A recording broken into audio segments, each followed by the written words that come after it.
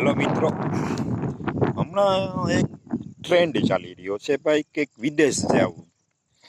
બધા છોકરા વિદેશ ભાગ્યા છે. તો મારે તમને એ સલાહ છે કે જે એક વ્યક્તિ તમારો ફ્રેન્ડ વિદેશ જાય તો તમારે જવાની જરૂર નથી.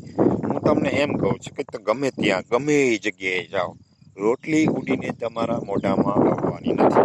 ગમે તે જગ્યાએ જાઓ તો મહેનત કરવી પડશે, પેલો સિદ્ધાંત છે.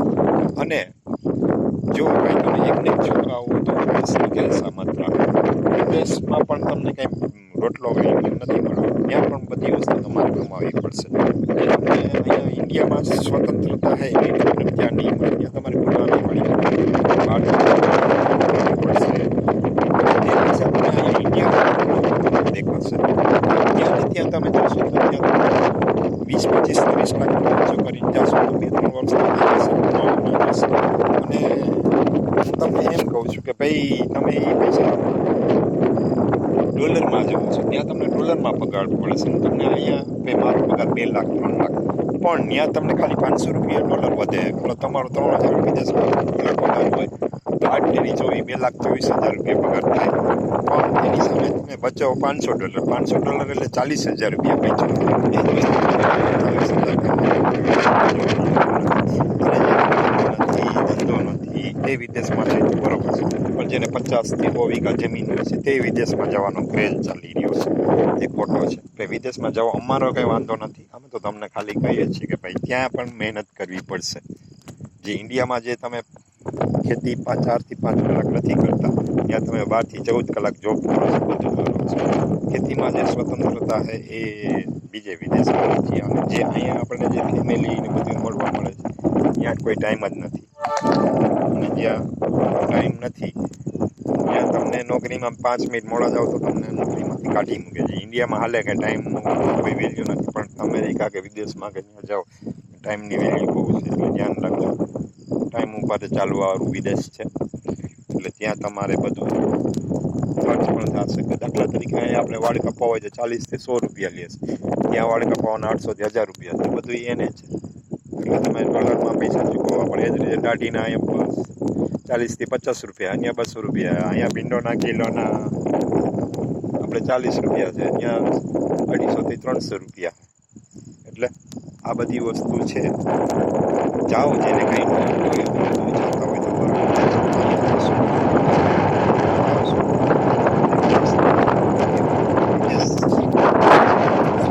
ક્યારેક લડાઈ ઉડી જાય ફ્લાઇટ બંધ થઈ જાય, ત્યાંથી તમે નીકળી શકો. તમારી સેફટી પહેલાં જો વિદેશમાં પણ છાપામાં ઘણી આવે છે કે કતલ થઈ જાય છે, મર્ડર થઈ જાય છે. એકને એક વિદેશ જાઓ, કારણ કે જો તમારું ક્યાંય મર્ડર કે એવું કંઈ થઈ જાય તો તમે દુઃખી થઈ જાઓ અને તમારા મા બાપ સહારો છીનવાઈ જાય. જે કંઈ તમને અહીંયા મળે છે તમે ત્યાં જશો મહેનત કરવી પડશે. રોટલી ઉડીને ક્યાંય હોવાની નથી. એટલે ઘણાને છે તે છોડી દો. અને જ્યાં અહીંયા મળે તો અહીંયા કમાવો. અહીંયા 30-40 હજાર રૂપિયા કમાતા હો તો ત્યાં જવાની જરૂર નથી. આ તો આપણો મારે કોઈ વિદેશમાં જવાનો મને કોઈ વિરોધ નથી, પણ હું ઇન્કમ PGDCA કરેલ છતાં ખેતી કરું છું. કારણ કે મારે અહીંયા 3 થી 4 કલાક કે 5 કલાક હું ખેતી કરું છું, બધું કંઈ ડેઈલી કરતો નથી. અને સંતોષ છે કે જે કાંઈ આપણને પૈસા મળે એમાંથી સંતોષ મળે. આપણું ઘર પરિવાર ચાલે તો એટલા પૈસા જરૂર છે. મરી જાવ તો ક્યાં આપણે કાંઈ ભેગું આવવાનું છે.